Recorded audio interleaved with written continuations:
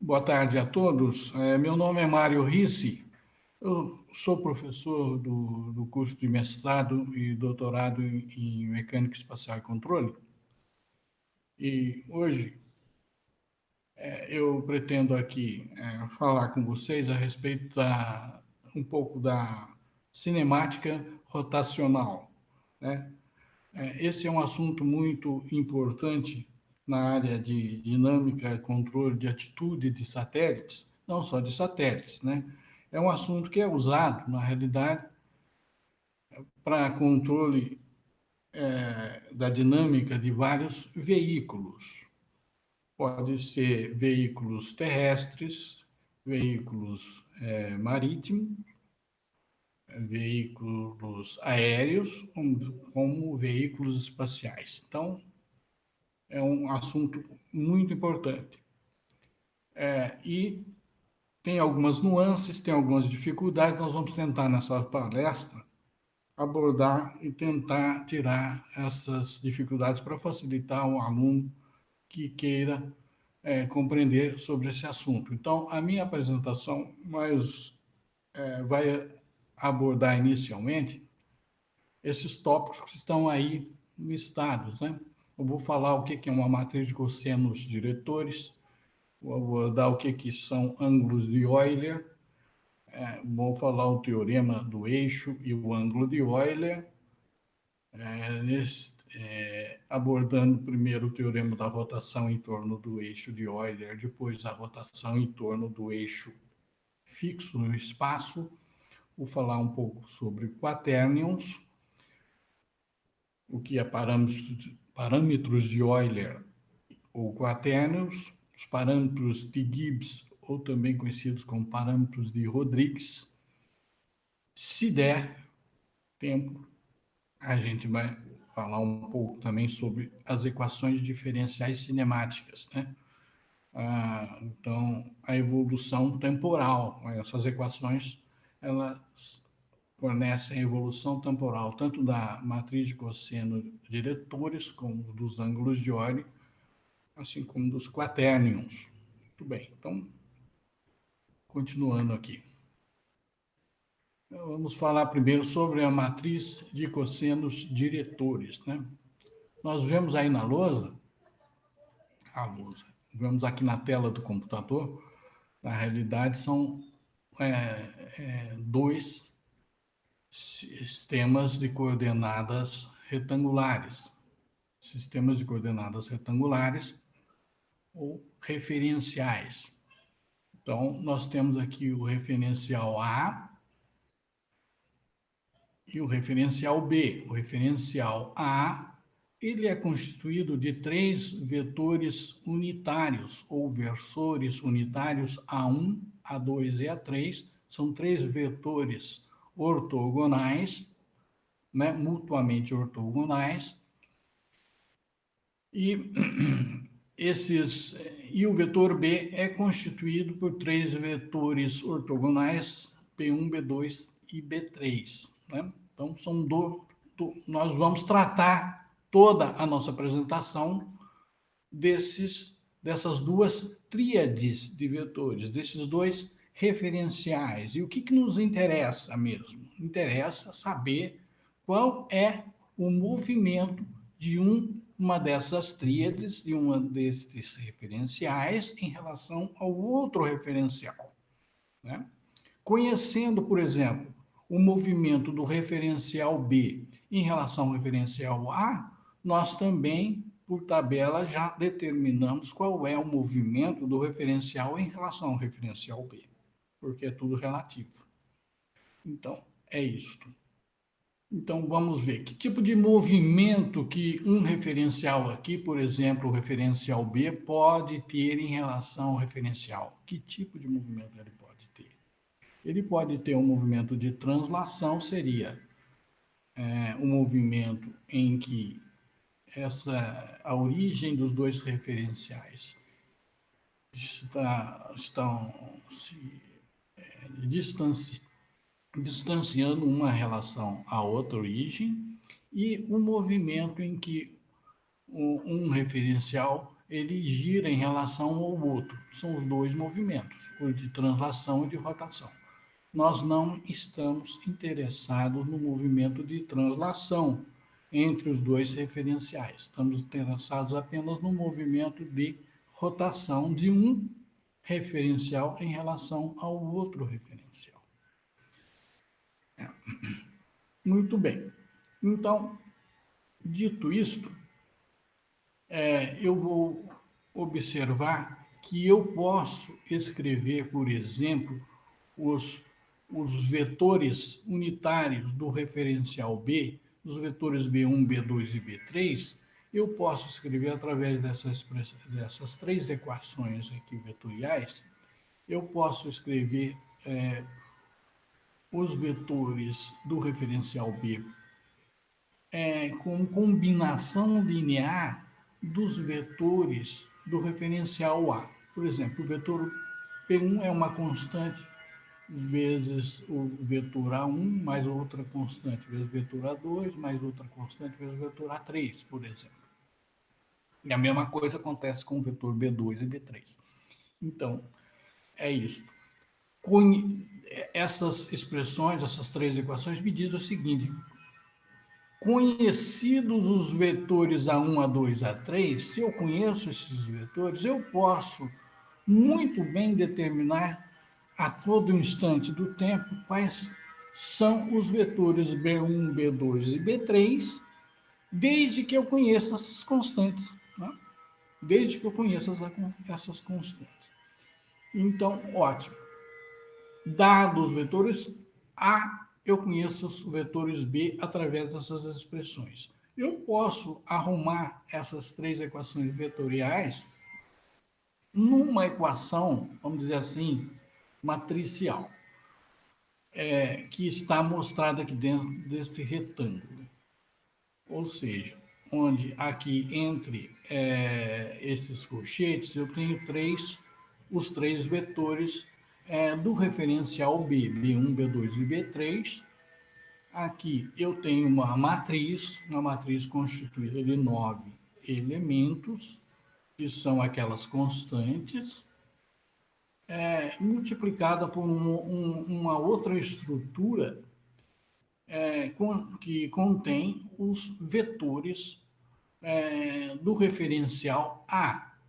Essa estrutura que contém os vetores do referencial A, assim como essa estrutura que contém os vetores do referencial B, vocês podem observar que isto aqui não é um vetor. Isto é uma matriz, porque, inclusive, os elementos são valores reais escaláveis. Mas estes elementos, essa estrutura que está aqui, multiplicando essa matriz, ela não é um vetor, porque ela, na realidade, são três vetores.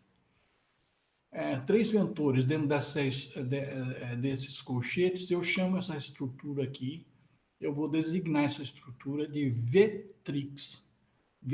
Então, é uma operação em que eu tenho um vetrix A, que são, na realidade, uma estrutura contendo os três vetores do referencial A. Quando eu multiplico por esta matriz, que eu vou depois dar o nome dessa matriz. Essa matriz aí, na realidade, é a matriz de cossenos diretores, eu vou explicar por quê. Eu obtenho, então, essa estrutura que contém os três vetores do referencial B. Esta matriz aqui, que é a nossa estrela do momento, eu vou chamar essa matriz aqui de CB barra A, C elevado a B barra A. Então, cujo nome, B barra A, cujo nome é a matriz de cosseno diretores. Desculpa aqui. Essa matriz CB barra A é uma matriz que transformação de coordenadas, que transforma o referencial A no referencial B. Exatamente, porque essa expressão que eu tenho aqui exatamente uma expressão em que, tendo os vetores do referencial A, eu multiplico por essa matriz e obtenho os vetores do referencial B. Então, significa que é uma matriz que transforma o referencial A no referencial B. Eu chamo essa matriz de matriz de cossenos diretores de B em relação a A, ou matriz de cossenos diretores de A para B. E eu vou designar esta operação, esta matriz, desta forma. CP barra A significa uma matriz que transforma o referencial A, olha a seta aqui, para o referencial B. E se eu observar bem, essa matriz, os elementos dessa matriz, o que são os elementos dessa matriz? Os elementos dessa matriz, elas são o quê? Vamos pegar o primeiro elemento aqui, por exemplo. É o produto escalar do vetor B1 com o vetor A1. Isso aqui é um produto escalar. O aluno sabe muito bem o que é um produto escalar. É uma operação entre dois vetores, onde o resultado, o que é? O módulo primeiro vezes o módulo segundo vezes o cosseno do ângulo entre os dois, né? Então, nesta primeira linha aqui, eu vejo que aparece o vetor B1 em todos os elementos dessa primeira linha. E sucessivamente o vetor A1, A2 e A3. Então, esse primeiro elemento aqui, na realidade, como o módulo desses dois vetores são vetores unitários, esta operação aqui, na realidade, o cosseno do ângulo entre o B1 e o A1. Né? Então, é um cosseno de um ângulo que eu tenho aqui. Como eu tenho 9 elementos, eu tenho 9 cossenos de ângulos. Por isso que essa matriz ela é chamada matriz de cossenos diretores. Tá? Eu posso obter essa matriz de cossenos diretores de B em relação a A, também fazendo a seguinte operação com os meus vetrix. Aqui é um vetrix coluna B e aqui um vetrix linha A. Se eu faço essa operação aqui, esse ponto significa uma operação de produto escalar, eu obtenho essa matriz. Uma propriedade muito interessante dessa matriz, que ela é chamada de matriz também de rotação. Matriz de rotação. Uma propriedade interessantíssima dela é esta aqui, que eu vou eliminar agora este expoente, B em relação a, eu vou tratar esta matriz com a matriz C. Quando eu falar matriz C, eu estou me referindo à matriz C, B barra A, a matriz de rotação que leva o referencial para o referencial B. Então, a matriz C, ela tem a propriedade da inversa dessa matriz ser igual à sua transposta. A inversa da matriz C é igual à sua transposta. Então, significa o seguinte, como a inversa é igual à transposta, se eu pegar a matriz C e multiplicar pela sua transposta, como a transposta é igual à inversa, esse resultado é a matriz de identidade, identidade 3x3. Uma observação aqui. Em geral, uma matriz quadrada A é denominada matriz ortogonal se A vezes A transposto é uma matriz diagonal. E ela é denominada uma matriz ortonormal se o produto de A pela sua transposta é uma matriz de identidade. Então, nós temos aqui que a matriz C é uma matriz ortonormal. Essa matriz ortonormal significa que a inversa dela, a elevado a menos 1, é igual à sua transposta, a t. E também, se eu calcular o determinante desta matriz aí, eu vou ter dois valores, mais ou menos um. Eu também, olha, eu vou usar agora, eu usei CBA para indicar a matriz de cossenos diretores que leva do referencial A para o referencial B. E eu vou indicar a sua inversa, a sua transposta, como CAB. CAB, que é, na realidade, a matriz de cossenos diretores que leva do referencial B para o A. Então, e eu posso, assim como eu obtive CBA daquela forma, fazendo o produto do V3B, produto escalar do V3B com o V3A linha, eu posso fazer agora, obter CAB, fazendo o produto escalar do V3 A coluna com o V3B linha. Bom, eu vou mostrar para vocês agora que o seguinte, que na realidade a matriz cossenos diretores, ela serve então para transformar um vetor escrito no referencial A para um vetor, o mesmo vetor escrito no referencial B. Então, por exemplo, suponha que eu tenho um vetor H agora estou falando de um vetor H, que tem as componentes H1, H2 e H3 no referencial A. E que tenha as componentes H'1, H'2 e H'3 no referencial B. Veja vocês que é o mesmo vetor, só que ele é escrito de maneira diferente nos dois referenciais. É o mesmo vetor. Então,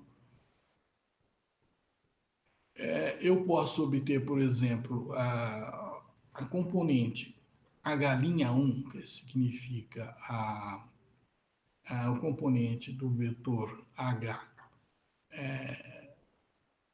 ao longo, do vetor B1, como o produto escalar de B1 com o H, escrito desta forma, que está mostrado aqui. A mesma coisa eu posso obter também a projeção do vetor H ao longo do eixo B2 desta forma, e esta aqui é a projeção do vetor H ao longo do eixo B3 desta forma, que reescrita numa forma matricial, uma equação matricial. Eu tenho três equações aqui vetoriais que envolvem os vetores A1, A2, A3, mas eu posso escrever numa equação matricial aqui, que deste lado aparece a matriz CB barra A. Então, reparem vocês aqui no que eu acabei de obter. Se eu tenho um vetor escrito no referencial A, agora realmente essa estrutura que está aqui não é mais uma vetrix, é um vetor mesmo, porque H1, H2, H3 são os componentes escalares do vetor H no referencial A. Se eu multiplicar agora pela matriz, vejam vocês, a matriz de cossenos diretores de A para B, né, eu também obtenho aqui os componentes do vetor H, só que no referencial B. Então, a mesma matriz serve tanto para transformar o referencial A no referencial B, como serve também para transformar vetores escritos no referencial A para vetores escritos no referencial B.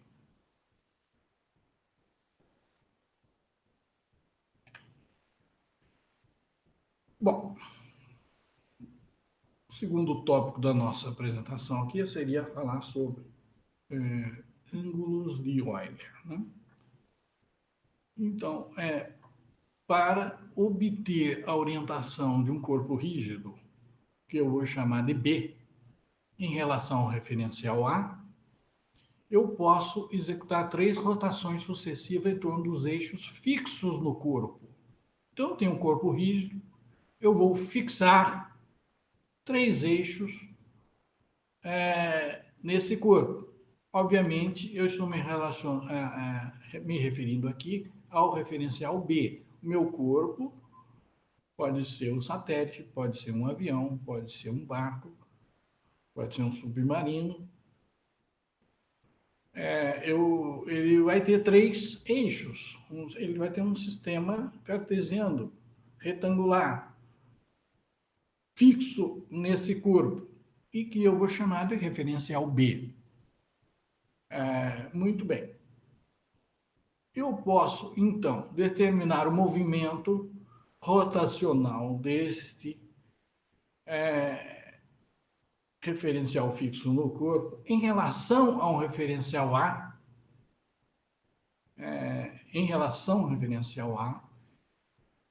usando para isso 3 rotações sucessivas, né? A primeira rotação se dá em torno de qualquer um dos 3 eixos. Estou tratando inicialmente dos eixos fixos do corpo. Então, eu vou fazer a primeira rotação em torno de qualquer um dos 3 eixos do referencial fixo no corpo.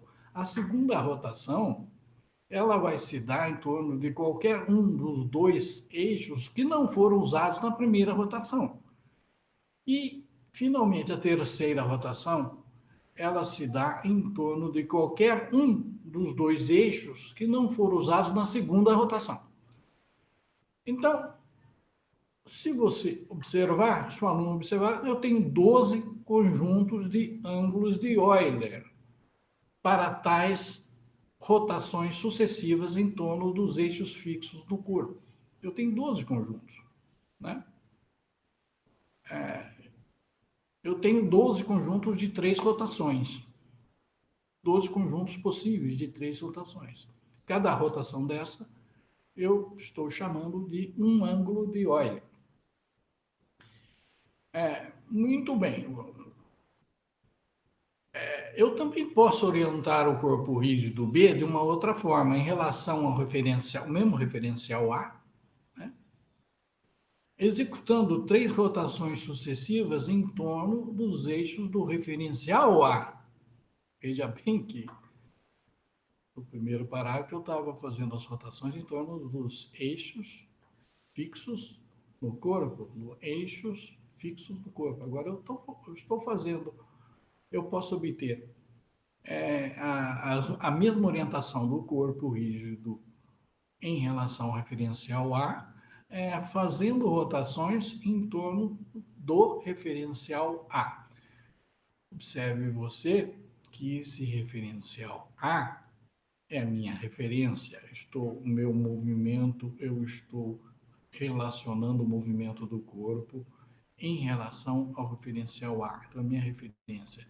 Não importa na realidade se esse referencial A ele está se movendo em relação a algum outro terceiro referencial, ou mesmo se o referencial A é um referencial inercial. O que significa o referencial inercial? É aquele referencial que é fixo no espaço. Não importa isso, porque o que me interessa é apenas o movimento relativo de B em relação a A. Este esquema, então, de girar em torno dos eixos fixos no referencial A, fornecerá, então, outros 12 conjuntos de ângulos de Euler para as denominadas rotações em torno dos eixos espaciais. Aqui eu chamo eixo espacial, porque, em geral, o referencial A, eu estou pensando que ele é um eixo de um sistema de referência inercial. Mas não é o caso. Eu tenho que chamar de eixo espacial para diferenciar dos eixos fixos no corpo. Então, eu tenho aqui uma vez que as matrizes de transformação de coordenadas para as rotações em torno dos eixos do corpo e as rotações em torno dos eixos espaciais estão intimamente relacionadas, então geralmente consideram-se apenas os 12 conjuntos de rotações em torno dos eixos do corpo. Então, resumindo, eu tenho um conjunto de 12 conjuntos de 3 ângulos de Euler para as rotações em torno do eixo do corpo rígido. Eu tenho outros 12 conjuntos de ângulos de Euler para as rotações em torno dos eixos do referencial A, mas como elas estão estritamente relacionadas, essas rotações, então eu vou considerar aqui na minha apresentação 12 conjuntos de rotações em torno do eixo do corpo.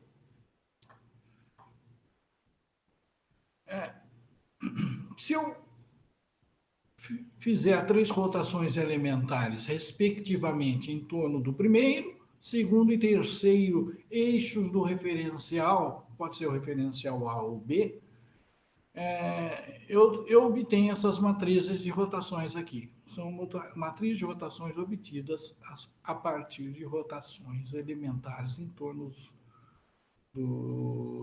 dos eixos do referencial. Então, os eixos do referencial são denominados de eixo 1, 2 ou 3, pode ser A1, A2, A3, B1, B2, B3. Então, eu vou, para simplificar, chamar esses eixos de 1, 2 ou 3. Se eu tiver aqui uma rotação, primeiro, eu vou fazer uma rotação em torno do eixo 1. Então, essa rotação vai ser uma rotação de que ângulo? Θ1. Então, obviamente, a matriz de cossenos diretores para essa rotação θ1 em torno do eixo 1, ela tem essa cara. Então, como é que eu sei que essa aqui é uma rotação em torno do eixo 1? É porque a primeira coluna e a primeira linha dessa matriz, ela tem um 1 aqui e 0 nas outras posições. Então, eu sei que essa matriz aqui foi uma rotação em torno do eixo 1. Se eu quiser fazer uma rotação em torno do eixo 2, uma rotação elementar, obviamente eu vou obter uma matriz de cossenos diretores desta forma. Como é que eu sei que é uma rotação em torno do eixo 2? Exatamente porque a segunda linha e a segunda coluna, elas têm 0 em todos os elementos, menos no elemento da diagonal principal, que tem 1. E assim sucessivamente para a rotação no eixo 3. Então, lá, o CI θi aqui, ele vai denotar, o CI θi vai denotar a matriz de cossenos diretores de uma rotação elementar em torno do iésimo eixo do referencial. E qual é esta rotação? A intensidade ou a quantidade de rotação? É dado pelo ângulo θi. Muito bem. Considere agora 3 rotações sucessivas em torno dos eixos do corpo. Então, vamos considerar agora 3 rotações sucessivas em torno dos eixos do corpo. Então, que descrevem a posição, orientação de um referencial B em relação ao referencial A. Então, observe vocês que inicialmente eu tenho perfeitamente alinhados todos os eixos dos 2 referenciais, o referencial A e o referencial B. De início, em t igual a 0, esses eixos estão alinhados. Então, eu vou providenciar 3 rotações para descrever a orientação do referencial B em relação ao referencial A. Num determinado instante, o referencial B ele tem uma orientação em relação ao referencial. Como é que eu obtenho essa orientação? Então, eu primeiro vou pegar esse, é, esse referencial B, que está inicialmente alinhado com o referencial A, e vou fazer, por exemplo, aqui uma rotação em torno do eixo 3 do referencial A, que é igual ao eixo 3 do referencial B, porque inicialmente estão alinhados. E aí eu obtenho um novo referencial, A', certo? Não é o mesmo referencial que A, não é o mesmo. Ele é diferente porque eu fiz uma rotação em torno do eixo B1, B3 nesse caso, ou o eixo A3, que eles estavam alinhados. Então, obviamente, eu obtive um referencial aqui que não é igual o referencial inicial, que era o referencial A que está lá. Depois eu vou pegar, a partir, né, desse referencial A' aqui, fazer uma nova rotação agora em torno do eixo B2, que já não é igual ao eixo A2. Não é mais. Então, inicialmente, os dois. Opa, deixa eu ver isso aqui. É. Então, vou fazer agora em torno do eixo B2, que na realidade o eixo B2 aqui é igual ao eixo A'2, né? Neste caso. E aí eu vou obter um novo referencial, o A2'. E, finalmente, uma terceira rotação em torno do eixo 1, B1, em torno do eixo B1, que está alinhado aqui com o eixo A'1, e obter finalmente a posição, a orientação final do corpo. Então, 3 rotações. Então, por exemplo, eu tinha inicialmente aqui a Vtrix A, eu multipliquei pela primeira matriz aqui, que é o C3 θ 3, e obtive as novas posições dos vetores de A, a'1, a'2 e a linha 3. A partir desses vetores, a linha 1, a linha 2, a linha 3, eu fiz uma outra rotação, que é o C2 θ 2, e obtive os novos vetores referentes ao referencial a duas linhas, a duas linha 1, a duas linha 2, a duas linha 3. E finalmente eu peguei esses vetores do referencial a duas linhas, multipliquei novamente pela matriz C1 θ1, eu obtive a posição, o B1, B2, B3, que é na realidade a orientação final do corpo ou dos eixos fixos do corpo em relação ao referencial inicial A. Então, usando essas 3 equações, eu posso substituir e obter esta expressão aqui. Se você observar, os vetores B1, B2, B3, eles podem ser escritos como um produto de 3 matrizes cossenos diretores. Veja, comecei com C3, depois C2, depois C1. Então, eles entram aqui nessa ordem, ó. C3, C2, C1. Esse produto aqui, C3, C2, C1, se eu ler da esquerda para a direita, é o C1, θ1, C2, θ2, C3, θ3. Essas matrizes têm que serem multiplicadas dessa forma. Se eu obter esse produto matricial aqui, obviamente eu obterei a matriz, exatamente, matriz cosseno diretores, que leva o referencial A para o referencial B. Ou seja, a minha matriz CB barra A. Matriz com seus diretores de B em relação a A é obtida fazendo esse produto matricial. Bom, eu deixei isso aqui em destaque, porque eu vou voltar a essa expressão mais para frente, e essa expressão em que eu obtenho, então, a matriz cosseno de diretores de B em relação a A, fazendo o produto C1, C2, C3. Eu indiquei esse produto desta forma aqui. Na realidade, eu tenho uma matriz com 9 elementos, C2, C3, assim por diante. O que significa esse C2, C3, ou seja, esse CI? Onde tem CI aqui, significa cosseno de θi. E onde tem SI, é o seno de θi. É uma simplificação para não ficar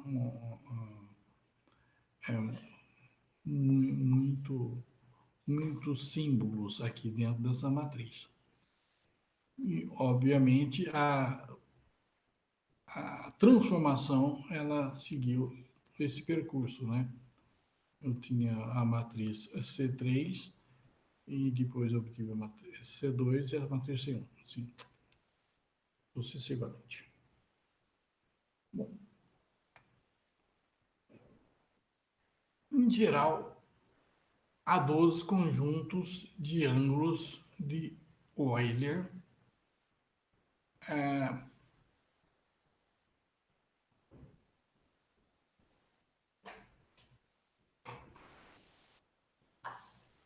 Exatamente como eu expliquei, há 12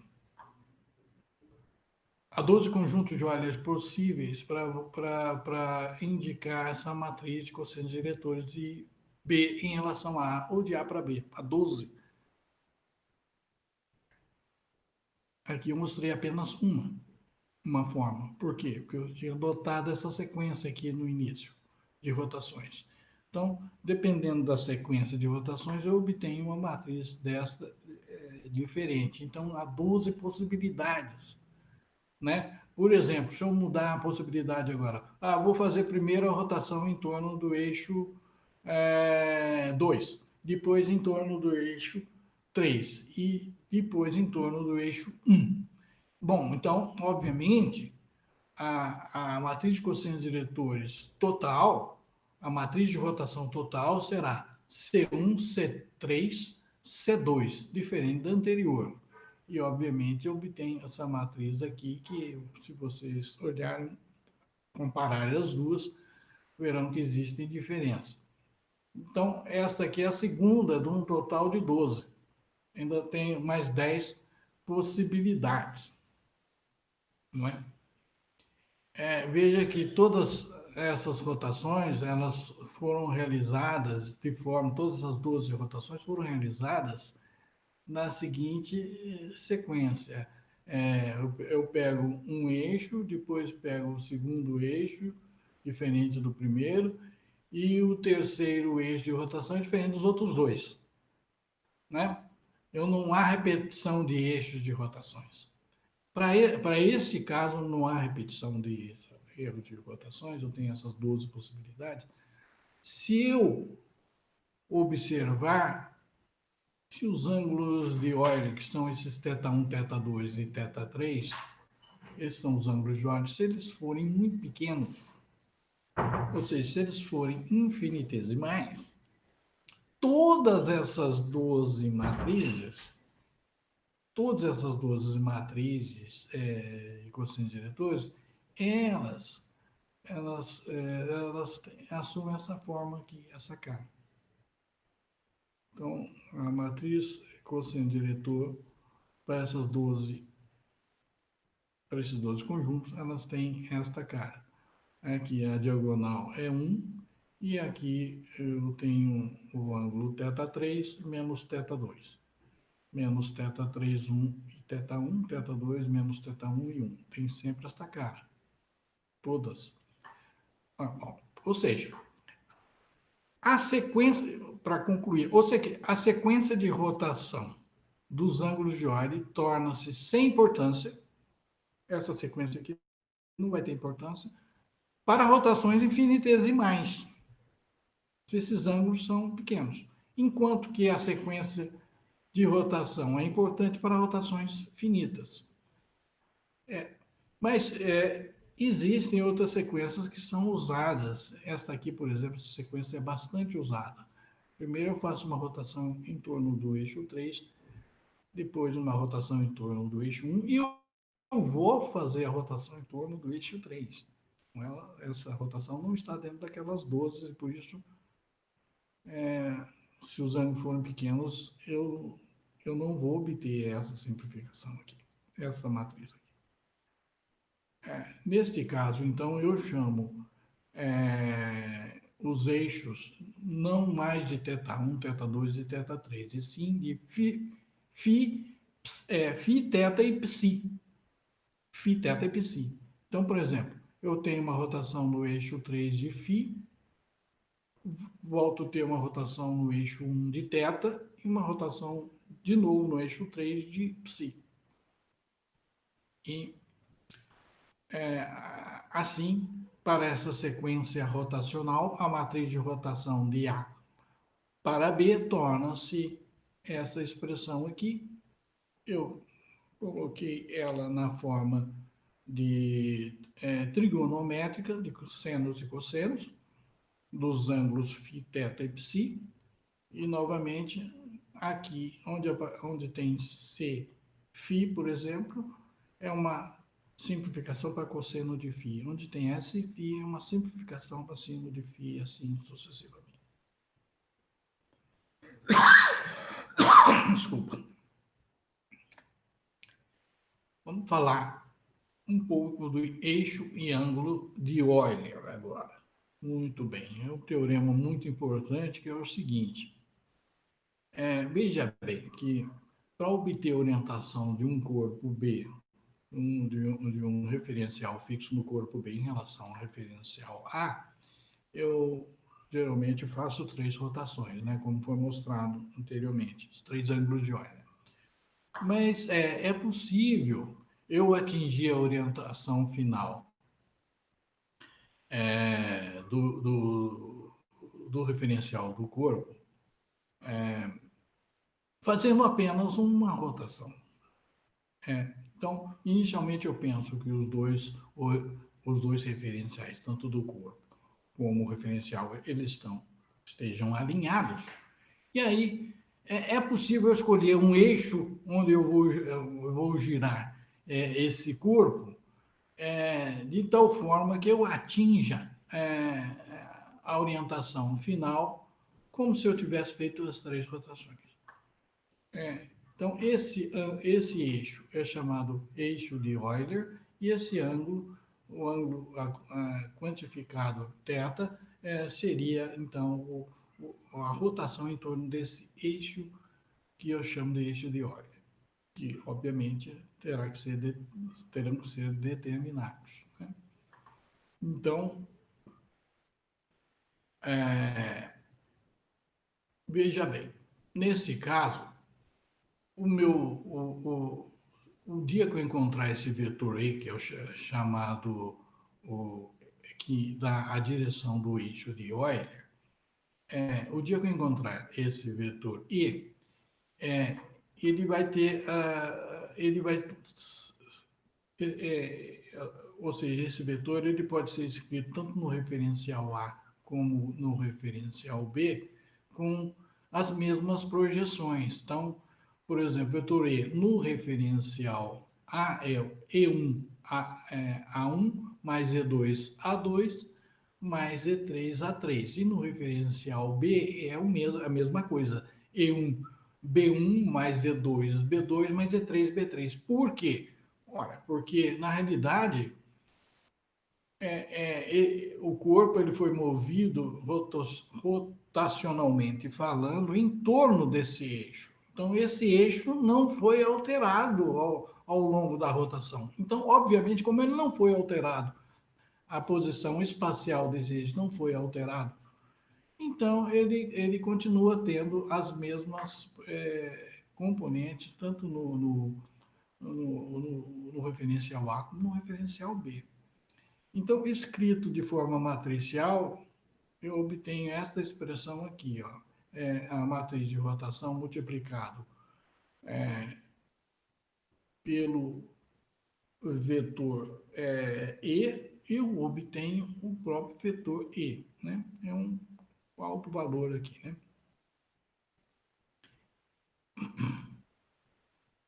Então, repare, aqui é a operação matricial que nós fizemos, onde quando eu multiplico um vetor que está escrito no referencial A pela matriz de cossenos diretores, eu obtenho um vetor no referencial B. Ó, nos dois referenciais são iguais. Então, essa matriz aqui, obviamente, é a matriz de cossenos diretores que eu estou procurando, né?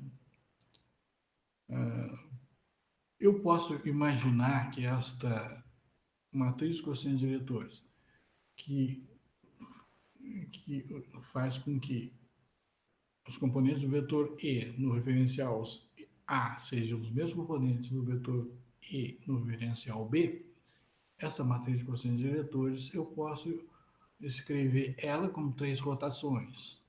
Uma matriz de rotação que vai do referencial A para um referencial A', pré-multiplicada por uma matriz de rotação que transforma o referencial A' no referencial A duas linhas, e finalmente uma terceira matriz de rotação que transforma o referencial A duas linhas no referencial B, certo? Eu posso obter a matriz de cossenos diretores de B em relação a A, de A para B desta forma.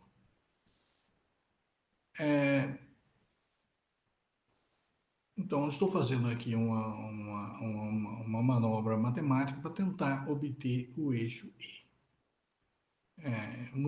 E vocês reparem, então, qual é a manobra que eu vou querer fazer aqui. Considere a primeira dessas rotações aqui, ó. A primeira rotação eu vou pegar o referencial A, e inicialmente o referencial B e o referencial A, os dois estão alinhados. Eu vou pegar, fazer uma rotação em torno do eixo A1. Vou fazer uma rotação em torno do eixo A1, e essa rotação vai ser tal que o resultado desta rotação, ou seja, a obtenção do referencial A', esse referencial A', tanto o eixo A1 estará alinhado com o eixo E, certo? E qual é a matriz de rotação, que eu chamo de R, que possibilita isso? É essa matriz aqui, ó, onde eu tenho a primeira linha da matriz R é exatamente os elementos do vetor E, certo? Então, veja bem, esse vetor E é aquele vetor de Euler, em torno do qual, se eu girar de θ, eu já atinjo a posição, o corpo já atinge a posição de B desejada.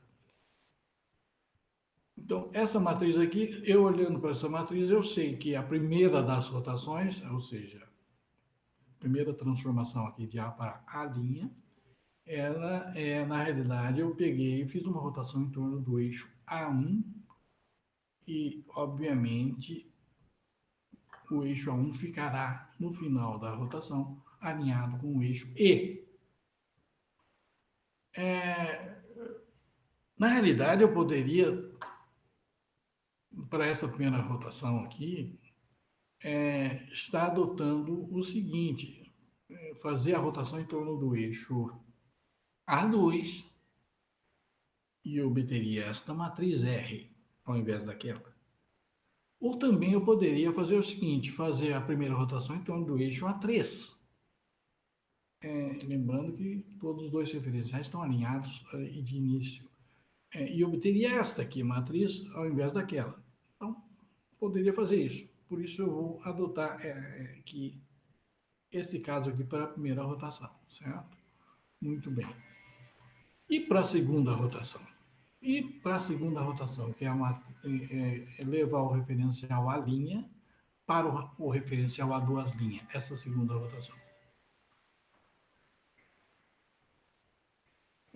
Nessa segunda rotação, eu vou fazer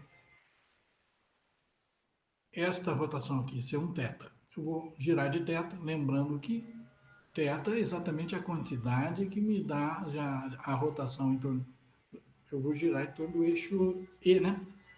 Vou girar em torno do eixo E, que é o eixo. Vou girar em torno do eixo E. O meu eixo A1 está alinhado com o eixo E nessa primeira rotação. O eixo A1 está alinhado com o eixo E. E esse eixo A1 quanto o eixo E, assim como o eixo A1', são todos iguais. Né? Então, eu estou aqui fazendo uma rotação de essa matriz aqui, como ela tem na diagonal principal e 0 nos outros elementos, na primeira linha, primeira coluna, é uma rotação em torno do eixo A1'. E de quanto que é essa rotação? Θ. Rotação essa que permite já, no final dessa rotação, o corpo já está alinhado com o referencial final B. Bom, essa segunda é a rotação. Muito bem.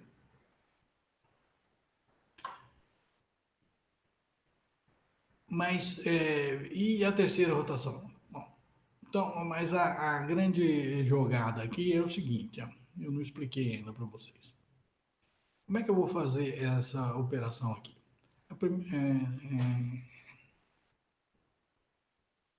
Deixa eu ver se eu não me confundi aqui. A primeira rotação seria essa, certo? Tá aqui, exatamente. A primeira rotação é essa. Aí depois eu fiz uma rotação é, em torno do eixo A1'. Obviamente, eu tenho que fazer uma terceira rotação aqui, e ela é uma rotação inversa, né? Como a primeira foi a linha, eu teria aqui a terceira rotação, a, que vai voltar novamente de A' para A, certo? Então, aqui eu tenho a matriz R transposta vezes C1 θ e vezes R. Se eu fizer essa operação, eu obtenho a matriz de cossenos diretores aqui. E fazendo essa matriz de rotação aqui, eu vou ter eu tenho aqui algumas expressões envolvendo esses elementos aqui, que eu não falei sobre esses elementos, são elementos da matriz R, R21, R22, R23, R31, R32, R33, são elementos da matriz R, que eu posso obter certas expressões envolvendo esses elementos, uma vez que essa matriz aqui ela é uma matriz ortonormal. Então, usando as condições de ortonormalidade e o fato de que cada elemento da matriz de rotação R, cada elemento aqui também é uma outra propriedade que eu não falei, ela é igual ao seu cofator. Cada elemento da matriz R, matriz de rotação, ela é igual ao seu cofator.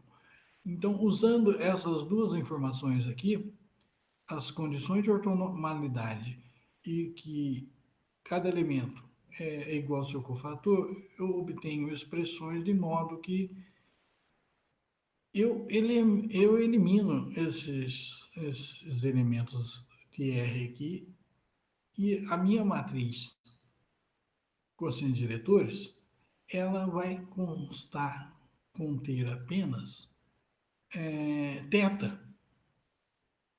Vai conter θ, que é a rotação, e em torno do eixo de Euler, e que mais? Ela vai conter também os E1, E2, E3. Que são isso? São exatamente os componentes do vetor que dá a direção do eixo de Euler. Então, quer dizer, uma vez eu conhecendo o que eu tenho aqui na realidade, se eu conheço os componentes, as projeções do vetor do eixo de Euler, pode ser tanto no referencial como no B, porque eles são iguais. E se eu conheço o ângulo de giro θ em torno do vetor do eixo de Euler, pronto, eu já determino qual é a minha matriz dos cossenos diretores, certo? Muito bem. E, obviamente, que é uma forma diferente de obter a matriz dos cossenos diretores, que leva o referencial para B. O referencial A para B. Então, essa matriz de cossenos diretores, ela, onde aqui eu estou usando Cθ e Sθ para indicar cosseno de θ e seno de θ. Essa matriz aqui, ela, no fundo, tem que ser igual a aquelas outras matrizes CBA que nós obtivemos através dos ângulos de Euler. Bom, se eu defino, então, o E negrito aqui, é o vetor agora, né? Posso, o E como pelos seus componentes, E1, E2, E3, o vetor do eixo de Euler, e se eu defino essa matriz E maiúsculo, essa matriz aqui, que eu chamo matriz antissimétrica, é uma matriz antissimétrica e que envolve aqui os componentes do vetor de Euler, do eixo de Euler. Né? Se eu conheço, definindo esse vetor e essa matriz, eu posso escrever, então, a matriz cossenos diretores desta forma. Cosseno de θ multiplica I, esse I aqui é a matriz de identidade. Aqui aparece o cosseno de θ e aqui aparece, então, uma operação envolvendo o vetor E, cosseno de θ é a matriz E. Veja bem, conhecendo os componentes do vetor de Euler e conhecendo o ângulo θ, eu já obtenho a matriz de cosseno diretor C. Por outro lado, vamos agora imaginar que eu conheça a matriz, mas não conheça θ e nem os elementos do meu vetor de Euler. Agora, a partir da matriz C, eu quero obter θ e E. Bom, então, eu uso essas expressões aqui, ó. Eu conheço a matriz C, conheço os elementos da matriz C. Então, eu faço essa operação aqui, eu obtenho o cosseno de θ. Se eu fizer esta expressão aqui, dividido por seno de θ, obviamente, quando o θ aqui não pode ser zero, isso vai acontecer quando o θ for igual a π. Então, excetuando esses valores para θ, eu posso obter a matriz antissimétrica E também. E a partir do conhecimento desses dois valores, eu também posso obter o eixo E. Como? Fazendo essas operações aqui, com os elementos da matriz de cossenos diretores, dividindo por θ, eu obtenho o vetor de Euler. Muito bem. Agora nós vamos falar o seguinte. Eu vou mostrar para vocês que tanto rotações em torno do eixo do corpo, como rotações em torno do referencial A, em torno dos eixos do referencial A, é,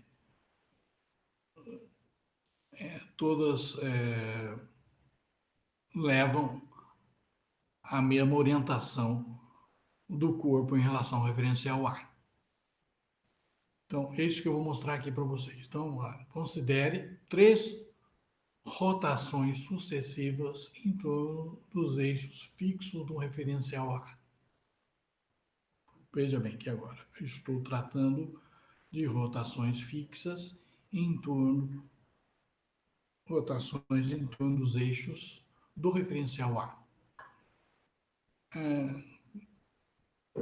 Então, a primeira rotação vai ser aonde? Vai ser aqui, em torno do eixo 1 do referencial A, a segunda em torno do eixo 2 do referencial A e a terceira em torno do eixo 3 do referencial A. Observe que o referencial A em relação ao referencial B, o referencial A está como se estivesse fixo no espaço. Ele não precisa estar fixo no espaço, mas o B está vendo o referencial A como se estivesse fixo. Então, eu estou fazendo essas rotações em torno dos eixos do referencial A. A primeira rotação, por exemplo, vai levar o referencial A para o referencial A'. A segunda rotação do referencial A' para o referencial A duas linhas. E, finalmente, a terceira rotação vai levar o referencial A duas linhas para a posição final do corpo em relação ao referencial A, que é o referencial B. Então, a matriz de cossíneos diretores vai ser obtida dessa forma. Então, a primeira rotação é um ângulo θ1 em torno do eixo A1. Certo? Em seguida, para obter essa rotação aqui, ó, matriz de rotação, se a duas linhas A', que caracteriza a rotação em torno do eixo A2, com um ângulo θ2, usamos a abordagem discutida na sessão anterior, da seguinte maneira. Então, vamos usar a mesma abordagem que nós usamos lá para obter o eixo e o ângulo de Euler. Veja bem, a primeira rotação é o seguinte, ó, aqui, ó. Agora eu vou obter o quê? Eu vou obter este cara aqui, essa matriz de rotação aqui. C, A duas linhas, A linha. Como é que eu obtenho ela? Ela aqui, ó. Eu vou fazer 3 rotações, né? A primeira rotação eu vou voltar à posição original, onde os dois referenciais estavam alinhados inicialmente. Então, a primeira orientação aqui foi de A para a linha. A matriz cossíneos diretores foi uma rotação em torno do eixo θ1. Agora, a primeira rotação para obter a transformação de A' para duas linhas é exatamente a rotação inversa àquela ali. É de A' para A. Ó, então, depois dessa rotação, tudo ficou iguais. Os dois referenciais, o do corpo e o referencial, estão alinhados. Agora, eu vou fazer esta rotação aqui. De A para A3' e depois, finalmente, de A3' para A duas linhas. Esta rotação aqui, na realidade, é uma rotação em torno do eixo A2 ou B2, que os dois estão alinhados. E, finalmente, a terceira rotação é a rotação inversa à primeira. A linha para A. E aí obtenho, obviamente, essa matriz fazendo essas operações. Que é a matriz que vai de A para A duas linhas.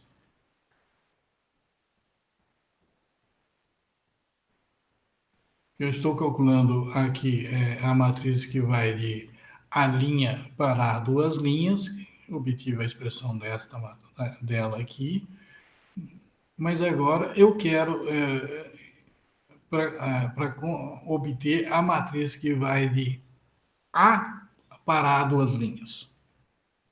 A para A duas linhas, e não além.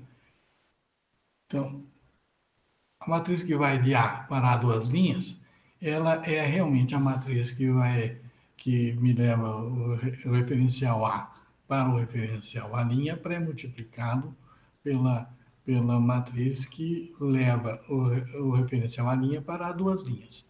Mas esta matriz aqui eu já tenho obtido exatamente, ela está aqui, ó. Vou substituí-la lá e obter essa expressão. Obviamente, essa expressão aqui vai aparecer aqui uma matriz CA', CA', isso é identidade. É a matriz multiplicada pela sua inversa, ou pela sua transposta. Isso aqui dá identidade, né? E se olhar lá atrás, a matriz que leva de A para A' é a matriz C1, θ1. Tá aqui, ó. A matriz que leva de A para A' é C1, θ1. Então, eu acabei de mostrar que a matriz que transforma de A para duas linhas é o produto de C1 e C2. A mesma coisa eu vou fazer para a rotação em torno do eixo A3 com ângulo θ3. E eu obtenho essa expressão. E, finalmente, como foi feito aqui, eu vou fazer como eu obtenho a matriz de cosseno diretores, leva de A para B. E, finalmente, eu concluo que esta matriz, cosseno diretores que leva de A para B, ela pode ser obtida a partir do produto de três matrizes, C1 vezes C2 vezes C3. Né? Ou seja, tirando a dificuldade aqui de raciocínio, que realmente é uma coisa que não é muito simples de se compreender, o que eu acabei de mostrar para vocês é o seguinte: as três rotações são feitas em torno dos eixos do referencial A e não em torno dos eixos do referencial fixo no corpo. É isso que nós acabamos de fazer aqui. E eu acabei de mostrar para vocês que o resultado é o mesmo. Se eu fizesse rotações em torno dos eixos fixos no corpo, ou se eu fizer as rotações em torno dos eixos fixos no referencial A, eu vou obter a mesma expressão para a matriz de cossenos diretores que leva o referencial A para o referencial B. Vocês lembram anteriormente, quando eu falei de ângulos de Euler, eu chamei atenção para essa expressão. Lá foram obtidas através das rotações do eixo do corpo. E aqui foram obtidas através das rotações em torno dos eixos do referencial A. Assim, a matriz de rotação total para rotações em torno dos eixos do referencial A é idêntica à matriz de rotação total para rotações em torno dos eixos fixos do corpo. Vamos falar um pouco de quaternions. E o primeiro item aqui seria o que são os quaternions, ou também chamado parâmetros de Euler. Eu defino os quaternions, são 4 elementos, Q1, Q2, Q3 e Q4, por isso são chamados de quaternions, como sendo o seguinte: eu conhecendo os elementos do eixo de Euler e o ângulo de giro em torno deste eixo de Euler, eu posso obter os quaternions, né? Como vocês podem ver aqui, o Q1, Q2, Q3 é E1, E2, E3, vezes seno de θ sobre 2. E o quarto quaternio é exatamente o cosseno de θ sobre 2. Então, na realidade, é uma estrutura que ela envolve, então, uma mistura de escalar com vetor. Eu posso definir aqui o vetor de quaternio, o Q, esse negrito aqui é o vetor de quaternio, como sendo o vetor de Euler multiplicado pelo seno de θ sobre 2, certo?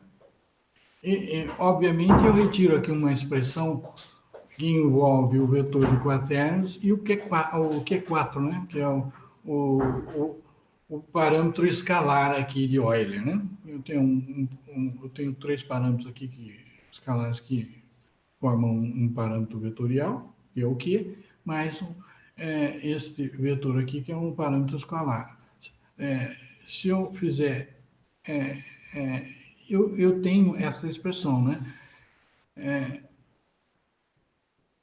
Que dá Q1 quadrado mais Q2 quadrado mais Q3 quadrado mais Q4 quadrado igual a 1. Isso aqui é possível obter essa expressão exatamente porque os componentes do vetor de Euler, sendo o vetor de Euler, esse vetor E, um vetor unitário, obviamente, os componentes do vetor de Euler ao quadrado tem que dar 1.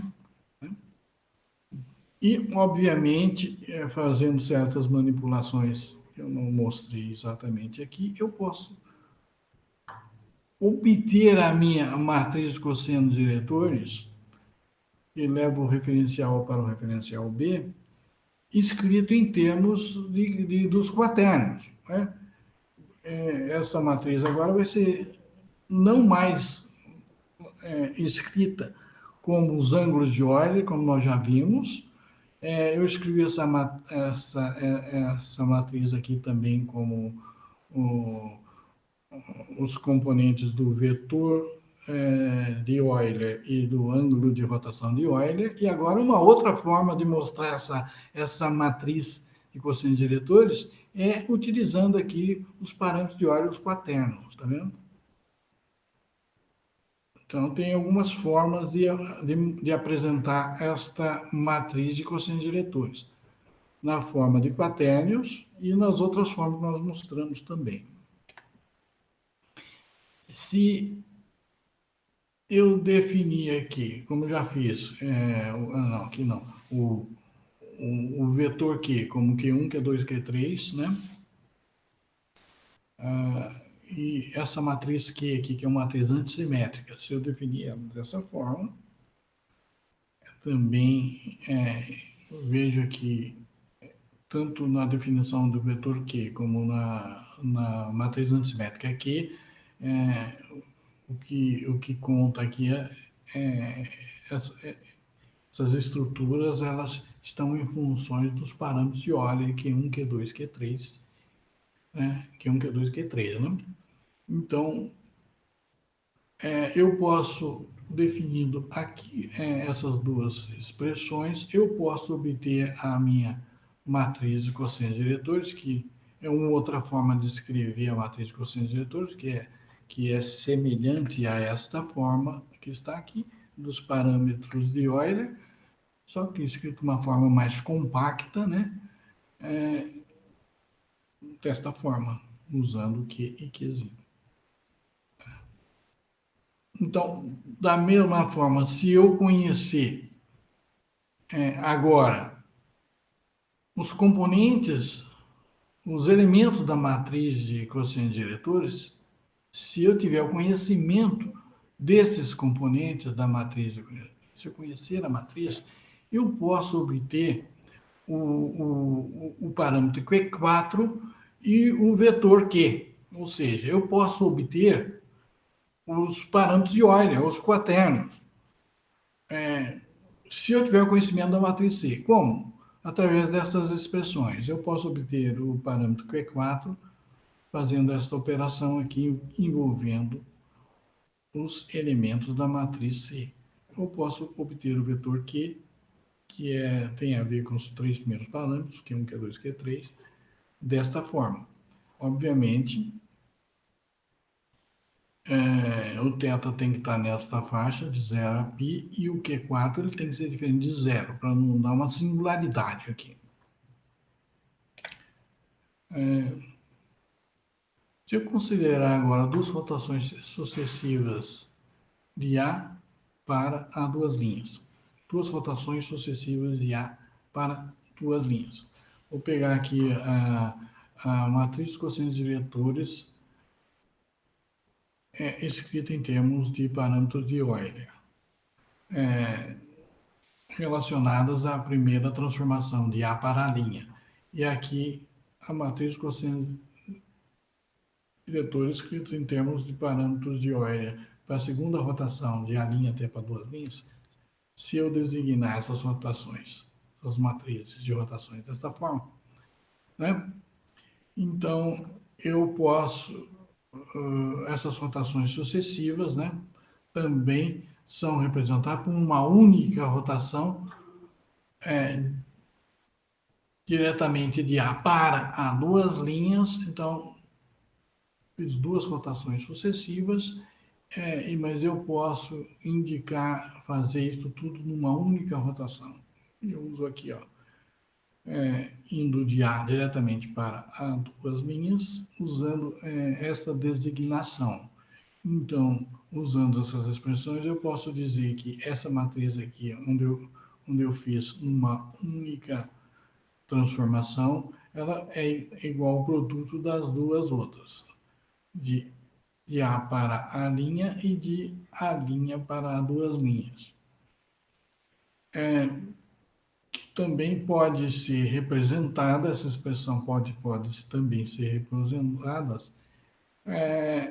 em termos do eixo de Euler e do ângulo de Euler, né? Desta forma, onde E1, θ1 e E2, θ2 são os eixos e os ângulos de Euler associados com a primeira e segunda rotações em torno dos eixos de Euler, respectivamente. E θ são o eixo e o ângulo de Euler associados à rotação única equivalente em torno do eixo de Euler. Essa expressão aqui eu teria que ter um pouco de trabalho para obter essa expressão, então por isso eu já coloquei ela. Vocês acreditam que é verdade. Se eu conhecer essa expressão aqui, onde envolve os θ1 e θ2 da primeira e segunda rotações de Euler, E1 e E2 da primeira e segunda rotações de Euler, e o E e o θ, que é da rotação única, né? Se eu conhecer esta expressão, e se eu definindo aqui os parâmetros Q4' como sendo o cosseno de θ1 dividido por 2 e o Q4 duas linhas como sendo o cosseno de θ2 dividido por 2. E os vetores Q' e Q duas linhas sendo definidos desta forma, eu obtenho estas expressões aqui, que na realidade podem ser escritas dessas duas formas. Essas equações podem ser combinadas, resultando dessas duas formas aqui, esse produto matricial, onde aqui envolve os parâmetros de Euler da primeira rotação. E essa matriz aqui, essa matriz 4x4, ela é função dos parâmetros de Euler da segunda rotação. E eu obtenho os parâmetros de Euler da única rotação fazendo o produto dessa matriz por esse vetor, né? Essa matriz, é um modo de obter os parâmetros de Euler de uma única rotação, é conhecido como regra de multiplicação do quaternio na forma matricial. Essa matriz 4x4 é ortonormal, é denominada matriz de quaternions. Uma forma alternativa de escrever aquela expressão agora eu tenho como vetor os quaternios da segunda rotação e com matriz 4x4 os quaternios da primeira rotação. E essa aqui é denominada matriz de quaternos transmutada. Esta aqui é a matriz de quaternos, que é a matriz de quaterno transmutada. Vamos falar um pouco sobre parâmetros de Gibbs, e aí eu vou dar por encerrada essa apresentação, para não ficar muito longo. Quem sabe abordaremos o restante numa outra ocasião. Então, vamos falar sobre o parâmetro de Gibbs. É uma outra forma de representar a matriz de quocientes diretores. Através dos parâmetros de Gibbs também eu defino aqui o vetor de Gibbs como o vetor G1, G2, G3, que está relacionado com os parâmetros de Euler, ou quaternos. Q1 dividido por Q4, Q2, Q4, Q3, Q4. Também pode ser escrito como o vetor de Euler multiplicado por tangente de θ sobre 2, onde θ e E são conhecidas o ângulo de rotação em torno do eixo de Euler. Né? Então, os componentes do vetor de Gibbs também são denominados de parâmetros de Gibbs ou também de parâmetros de Rodrigues. Na literatura existe alguns chamam de parâmetro de Gibbs, outros chamam de parâmetro de Rodrigues, alguns autores. E a matriz dos quocientes diretores, em termos dos parâmetros de Gibbs ou de Rodrigues, é escrita desta forma. Outra forma de escrever a matriz de quocientes diretores, com os parâmetros de Rodrigues. Exatamente, aqui eu teria que entrar na equação diferencial, mas como vai demorar, é longa essa apresentação, eu prefiro parar por aqui.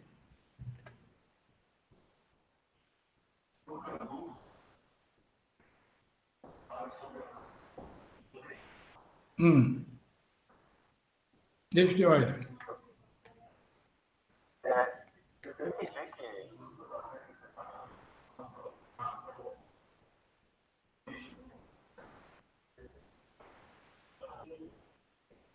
Certo.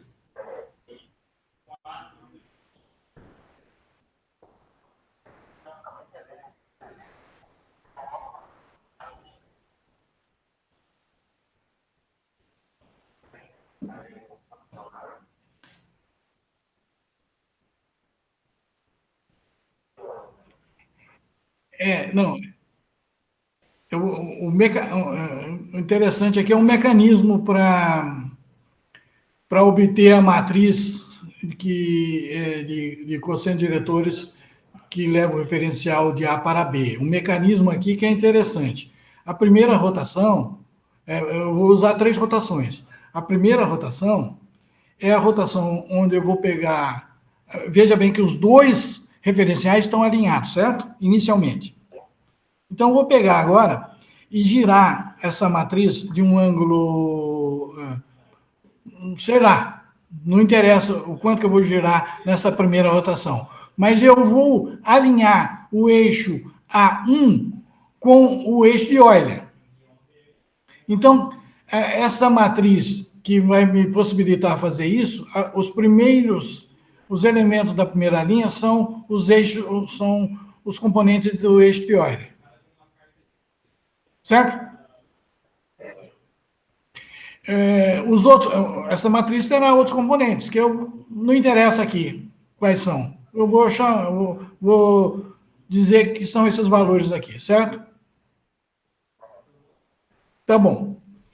Então, essa é a primeira rotação. E a segunda rotação? A segunda rotação, eu vou fazer uma rotação em torno do eixo A1', que é o eixo E. sim. Aqui ela, aqui, ó. Ela está aqui, ó. Esta é a segunda rotação. No final da segunda rotação, repare que no final da segunda rotação, o referencial já está alinhado com o referencial do corpo.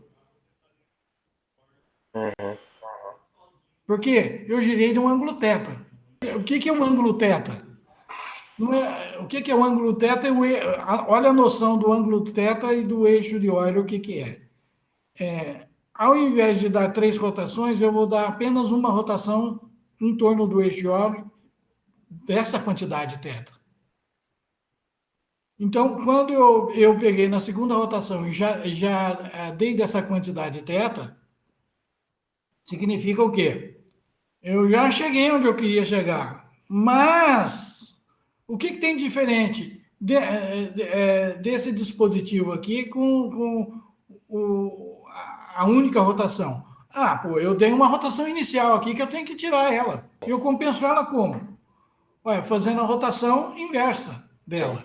Se aqui eu fiz a rotação de A para a linha, no final eu tenho que trazer de novo de a linha para A. É sempre assim. Eu considero inicialmente alinhados. Aí eu vou desalinhar inicialmente aqui. Como? Ah, eu vou pegar o eixo A1, como eu falei, eu poderia ter pego o eixo A2 como o eixo Sim. A3, né? Uhum. E ter levados esses eixos a se alinharem com o eixo E. Mas eu preferi fazer isso com o eixo 1, A1. O eixo A1, veja bem que o eixo A1 e o eixo B1, eles estão alinhados inicialmente. Entendi. Veja bem, olha os dois aspectos. Se você já conhece esse cara, se você conhece o E e o θ, aí você calcula o C através dessa expressão aqui, certo? Uhum. Por outro lado, vamos ver que alguma coisa você tem que conhecer. Esta matriz aqui, escrita em termos de ângulo e eixo de Euler, ela é esta aqui, certo? Uhum. É a mesma. Porque aqui eu entrei com definição do vetor e da matriz antissimétrica E maiúsculo, certo? Mas é a mesma Uhum. equação. Então, aqui é simples. Ou você conhece a matriz C, você já tem os valores dos elementos. Neste caso, o que você quer determinar? O θ e o ezinho. Concorda? Uhum. Aí você usa essas expressões aqui para fazer isso. Entendi. Quando você não conhece, alguma coisa você tem que conhecer. Ou você conhece os elementos da matriz, aí obtém o θ e ezinho através dessa expressão. Ou você conhece o θ e o ezinho e obtém a matriz através dessa expressão. Sim. São só formas diferentes de parametrizar a rotação, né? Por, Esta assim. matriz aqui é uma forma diferente de você mostrar a matriz dos cossenos diretores, certo? Sim, entendi. Você tem 3 ou 4 formas aí que eu mostrei para você, né? Sim, perfeito. Certo. Obrigado, então, Mário, pelo tutorial. Foi muito interessante, bem profundo. Acho que vai ajudar bastante as equipes em todos os seus desenvolvimentos, né? E assim a gente encerra o tutorial de hoje. Um grande abraço para todo mundo. Obrigado, Mário, mais uma vez.